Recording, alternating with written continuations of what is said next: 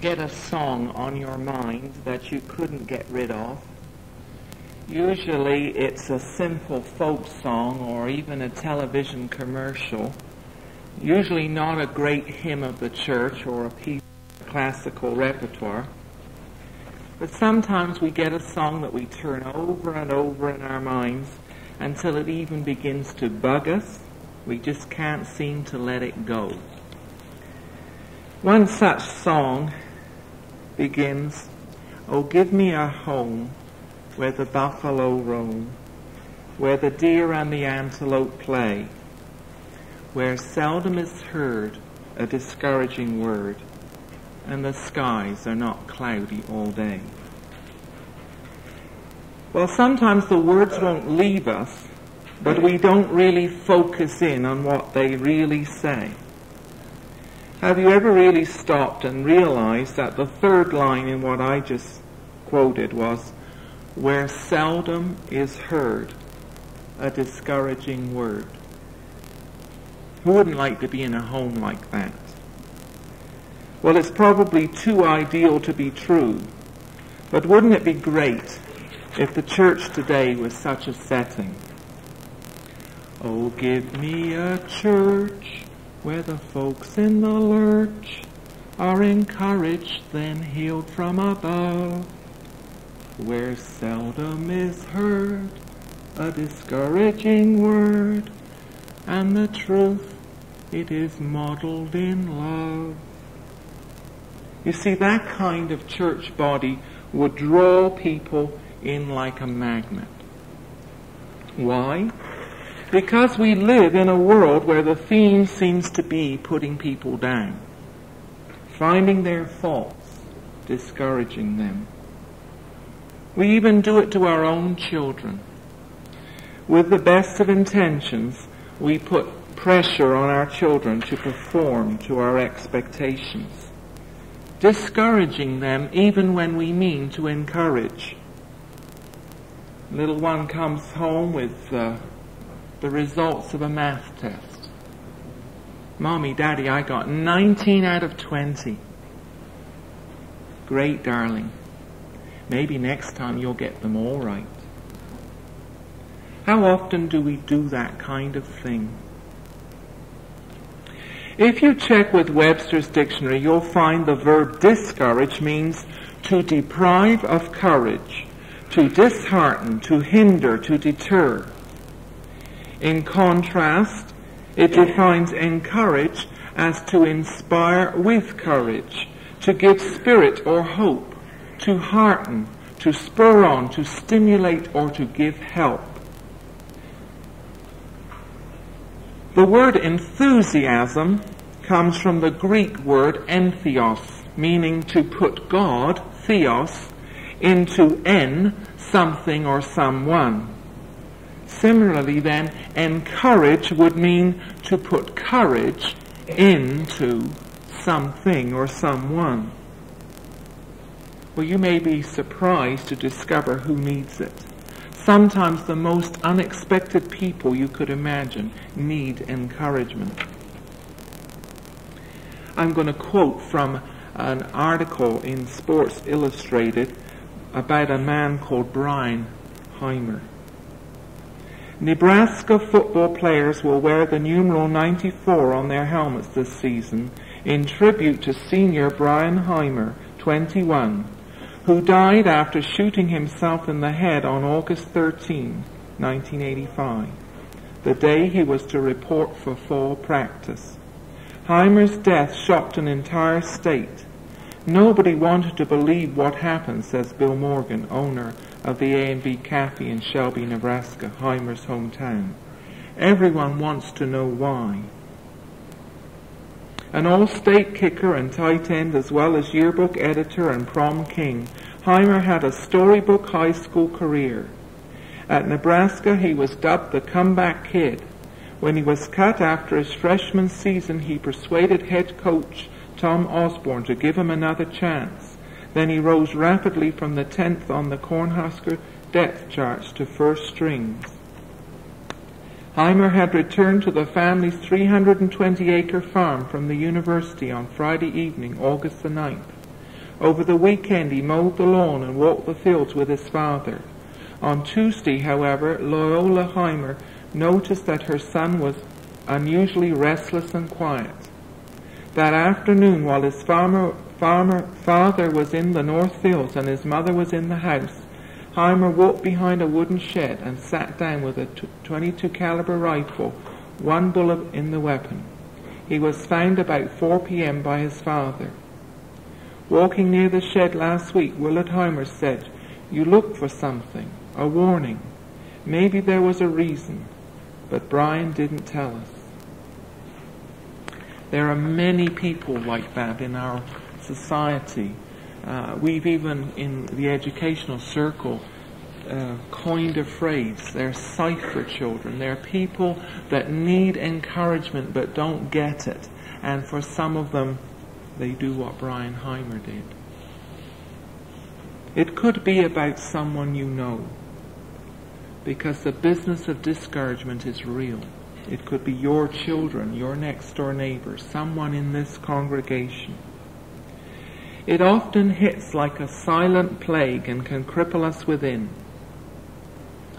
But did you know that we're actually commanded by God to encourage one another? Believe me, if we're in God's family and fail to do it, it's doubtful we'll find it anywhere else. Let's look back at Hebrews chapter 10, where Murray read for us.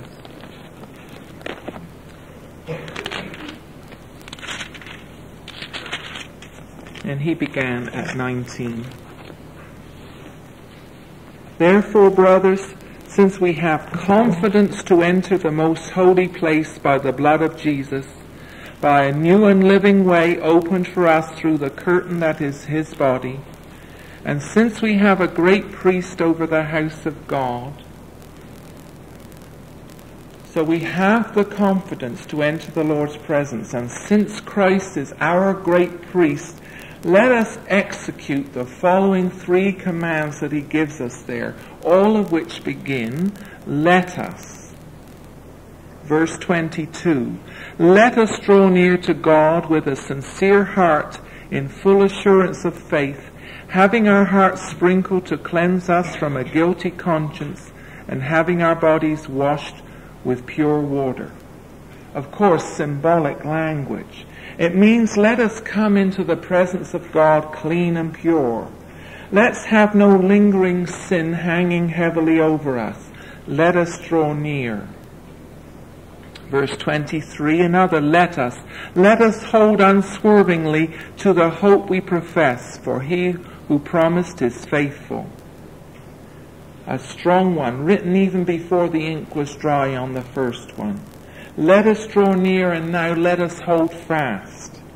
And then in verse 24, let us consider how we may spur one another onward to love and good deeds. Did you realize that was in the Bible? Let us consider how. It isn't just a suggestion, an off-the-cuff casual remark there. It's a definite. And it's completed in verse 25.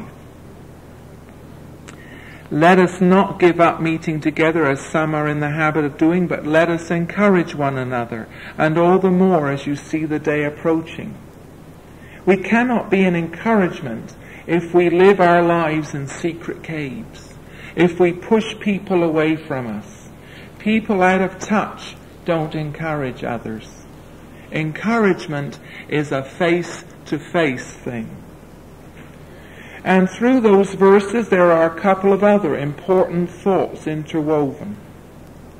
One, encouragement is not the responsibility of the gifted few, but the responsibility of all in the family of God. This is written to all. That means you. Encouragement is not something that is needed less in the church body, but more.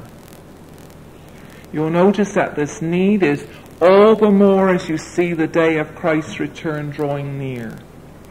Do you know why? Let's turn to 2 Timothy 3:1 and check that out. the phrasing there helps us understand. There will be terrible times in the last days. Mark this, it says. There will be terrible times. Well, maybe these are the days in which we live. You see, the family of God then is not the place for verbal put-downs, for sarcastic jabs, for critical comments and harsh judgments. We get enough of that from the world. This is the place we need to assemble for the purpose of being encouraged. A place where we're free to be ourselves. The Greek word most often translated encouraged in our Bibles is parakalein. And it's that same word the Greeks used as a rallying call. The word used of the speeches of their leaders and of soldiers who urged each other on. The word for exhorting others to noble deeds and rich thoughts. It was especially the word used to inspire courage before a battle. In 1977, there was a song written by a blind songwriter, Ken Medema. And it seldom fails to put a finger on a tender nerve for us. Perhaps his lack of eyesight gave him a special insight in his song, If This Is Not a Place. I'm going to read it to you. If this is not a place where tears are understood, then where shall I go to cry? And if this is not a place where my spirit can take wings, then where shall I go to fly? I don't need another place for trying to impress you with just how good and virtuous I am. No. I don't need another place for always being on top of things. Everybody knows that it's a sham. It's a sham. I don't need another place for always wearing smiles, even when it's not the way I feel. I don't need another place to mouth the same old platitudes. Everybody knows that it's not real. So if this is not a place where my questions can be asked, then where shall I go to seek? And if this is not a place where my heart cry can be heard, where, tell me, oh, where shall I go to speak? So if this is not a place where tears are understood, where shall I go? Where shall I go to fly? Well, let's turn to Proverbs. There's encouragement in Proverbs. And we'll begin in Proverbs 10.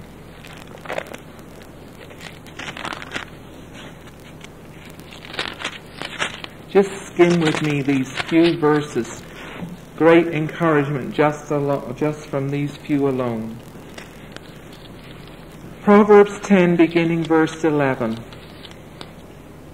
The mouth of the righteous is a fountain of life, but violence overwhelms the mouth of the wicked. Hatred stirs up dissension, but love covers over all wrongs. Wisdom is found on the lips of the discerning. What power! You see, our tongues, our mouths, what we say, can be a fountain of life, an instrument of forgiveness, a concealment of violence, it says, a source and transfer of wisdom. Go down to verse 19. When words are many, sin is not absent, but he who holds his tongue is wise. The tongue of the righteous is choice silver, but the heart of the wicked is of little value. The lips of the righteous nourish many. That says that we should ration our words sometimes. The tongue then can bring treasured nourishment to hungry hearts. Turn to chapter 12 and verse 17.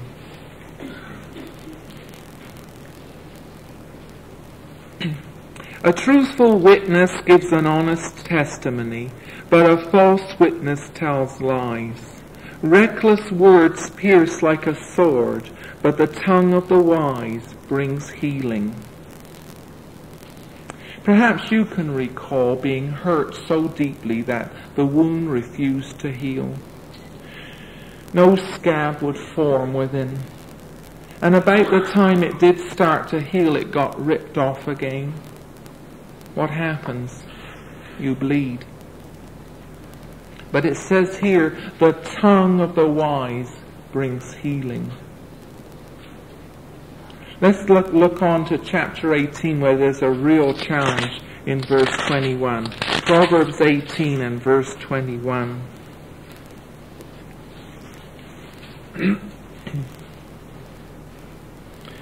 The tongue has the power of life and death, and those who love it will eat its fruit. Tom, you'll always be a bum. You're not going to amount to anything. You're a bum. Even though Tom's father is now dead, the habit patterns of Tom's inner life still maintain fever pitch, so that he convinces a dead father and a slightly unsure Tom that he's not really a bum. Today, let anyone suggest to Tom that he's doing something wrong, or that he is deficient in some aspect of his life, and hostility, defensiveness, and furious energy are unleashed to guard against what he senses as a resurrection of the old accusations from a thoughtless father who verbally set a wrong pace. It's never too late to start doing what is right, however. Death and life are in the power of the tongue. Death words destroy, hurt, create hateful and humiliating feelings. Life words build and increase strength of character. They lift spirits. In 2 words, encouragement is a courage transfusion. A courage transfusion. Every time we encourage someone, we give them a transfusion of courage. The one doing the transferring obviously must have sufficient inner strength and must be secure enough, confident enough, resourceful enough to provide a surplus to someone else. You see, that explains why unforgiving, fighting, critical people are not encouragers. Let me remind you of a favorite example of an encourager in the life of David. Saul had an intense jealousy toward David, you remember. And that jealousy, which began the day that he walked off of having killed Goliath, and the people began to sing David's name, turned to hate, occasionally to rage, even to thoughts of murder. In contrast, however, 1 Samuel 18:3 tells us that Saul's son Jonathan loved David as he loved himself. David was driven into the wilderness like a wild animal, not knowing where to turn to get himself away from Saul. He was obviously disillusioned, confused, hunted by Saul near to the breaking point.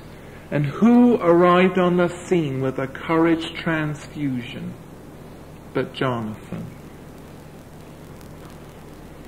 Let's look at 1 Samuel chapter 23 and read that spot for ourselves.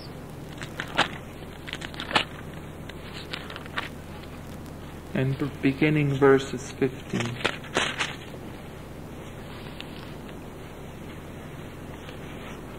While David was at Horesh in the desert of Siph, he learned that Saul had come out to take his life. And Saul's son Jonathan went to David at Horesh and helped him find strength in God. No waiting for an invitation. Jonathan arose and sought out David, it says. To do what? To pass along courage and new strength. And why? Because he loved him. In a book called Encouragement, The Key to Caring, there's a formula for encouragement given. It's this. It's very simple, but it's hard to understand. Words that encourage are inspired by love and directed toward fear. Words that encourage are inspired by love, not inspired by fear, inspired by love. The words spoken must never function as a layer around the speaker. Words that encourage are aimed not at someone else's layers within the intent of making do or rearranging, but rather at another's hidden fear beneath the other's layer, with the intent of reducing that fear. You see, Jonathan didn't hide his motivation, and David didn't hide his fear. David said, Jonathan, how I need you right now. Thanks for coming. Jonathan said, David, I love you so much that I couldn't leave you alone. Do you see?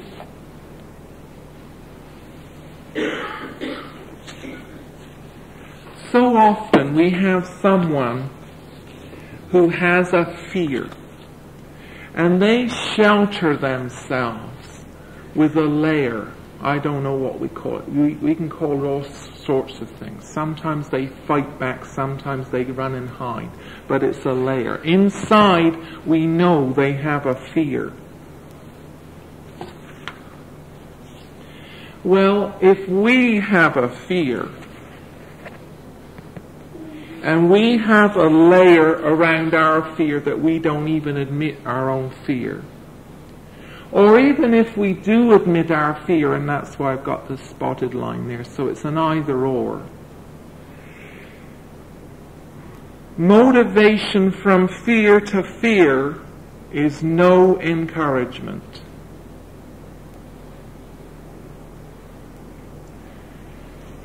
If we can encourage someone to understand and let us understand their fear so that they take away their layer. Motivation from fear, at best, can only be superficial encouragement.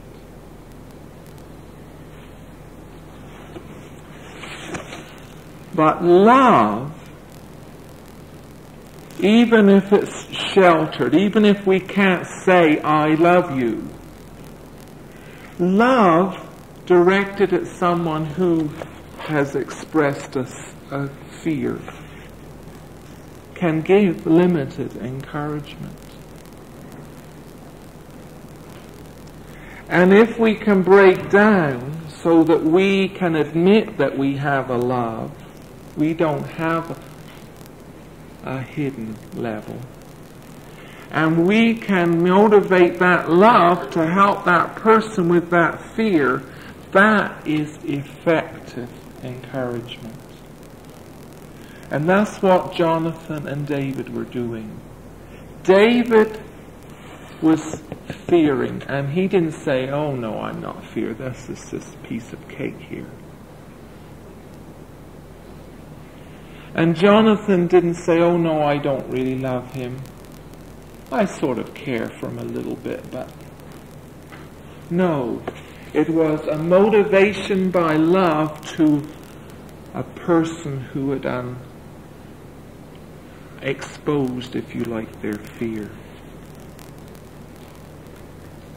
And you know, it can help if that happens to us for later happenings. For example, when Jonathan wasn't around, when David's men entertained thoughts of mutiny, when David was all alone, 1 Samuel 30 and verse 6 tells us, David strengthened himself in the Lord his God. And that's why perhaps to this day David's Psalms are so often a transfusion of courage to us.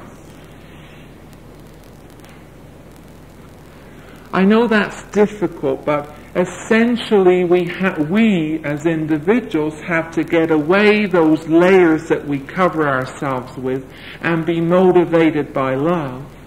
And we have to break through the layers of others who have fear, needs. There's 3 questions we need to consider. Who should I attempt to encourage? Well, of course, ideally everybody, but realistically those with whom we have established a close relationship. But you know that the people that we often think we have the closest relationship with, even in the marriage of husbands and wives and children, often don't encourage those people. In fact, those are the last people we encourage. And sometimes we'll do it if we get a little hint. Do you love me? That's a pretty big hint. Tell me, please, that you love me. That's a pleading invitation. But what we need to get to is be able to say we love you without the hint or the invitation. Even in our own families, and especially in the church family. Second question, how can the levels of encouragement be penetrated? You remember I said it's all the way from no encouragement to superficial encouragement to limited to effective. And we want to be effective. Well, first of all, it always takes time. Second, it often involves pain. People don't want to break down their layers. And some people are good verbally, but only occasionally. We have to show it as well as say it. What are the techniques? Question 3. What are the techniques that we need to remember and use? Usually we need to talk less so that we can feel more. If we do all the talking, we can't hear the other person express their need, their fear. We have to be sensitive to timing. You know, it's like the toast is just burnt. You were already late for everything getting going in the morning. The phone's rang and someone's told you that your best friend is in hospital. And at that time your husband picks that time to say, darling, I love you. You may not always take it the way it was meant. Timing is often important. That doesn't mean that you don't say it. It just means you recognize when sometimes people don't accept what you've told them. Use words carefully. Proverbs teach us that. Be careful not to preach or to judge. Examine your motive. Is it from love or is it from your own fear? Guard against sarcasm. Don't hide behind a layer yourself. I have a little example that you'll probably understand. I'm not talking about my wife and I, this is an example, but we put it in that kind of personal vein. If only, Janice will say when she hears me start this one. My wife and I had drooled over a planned sailing vacation for more than a year. Sacrificing a few pleasures and hoarding our pennies helped us to afford a week on the west coast of Florida at a sailing school. A week of sheer joy, rich time together, fun on the water, and rejoicing in God's blessings. rewarded that long anticipation. When the week was over, we returned to the wintry climate of our northern home. Moving quickly from tropical paradise to snow-covered streets proved to be a major culture shock. I was mature enough to accept the loss of paradise without slipping into a sulk or depression, but I did feel a grudging reluctance as I dragged myself back to work bundled up in overcoat and gloves. An appeal to rejoice evermore or to fight the good fight would have not moved me at that moment. I was mildly put down. Let's eavesdrop on two conversations that I had shortly after my return home.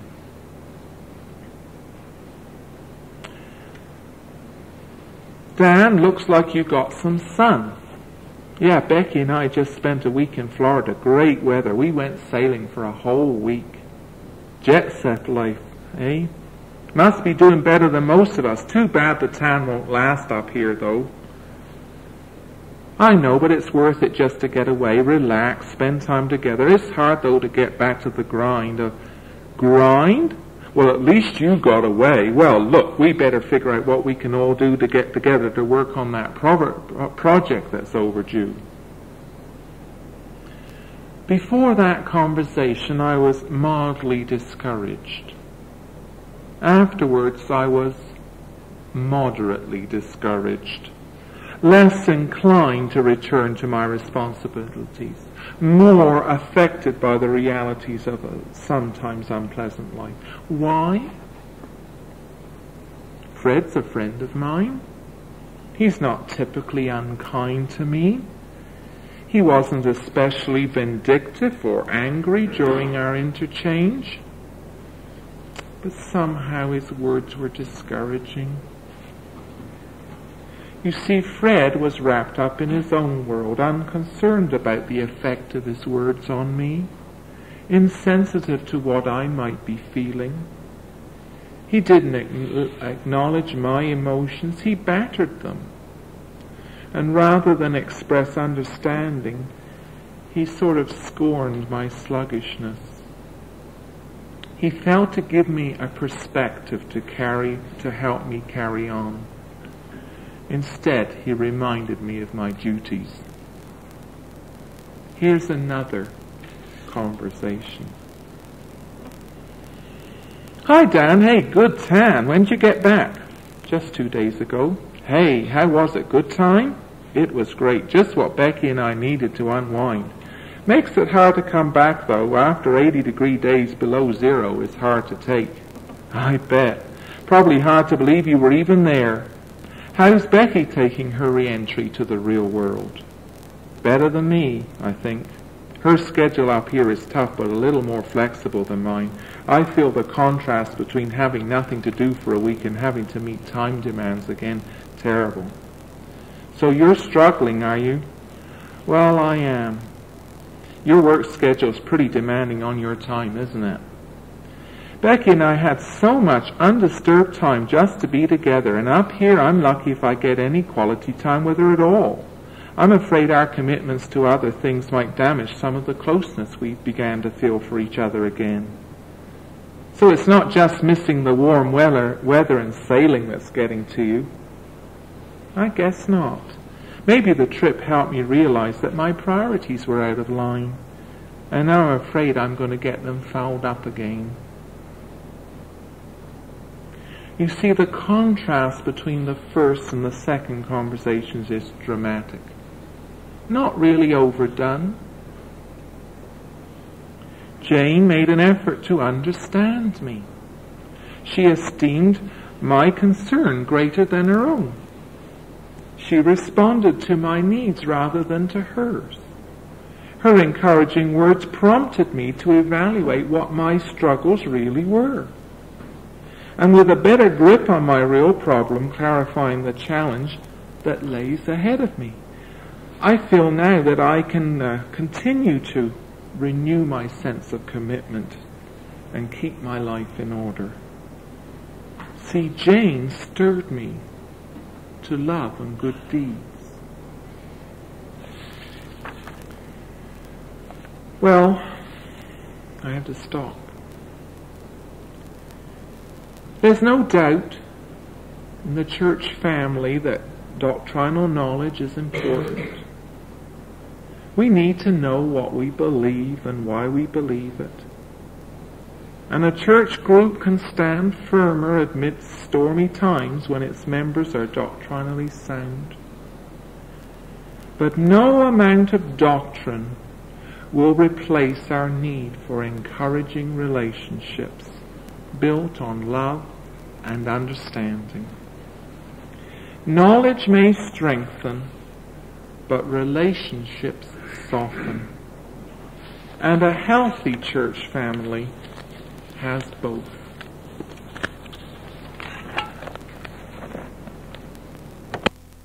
Good tidings of Christmas, and a happy new year.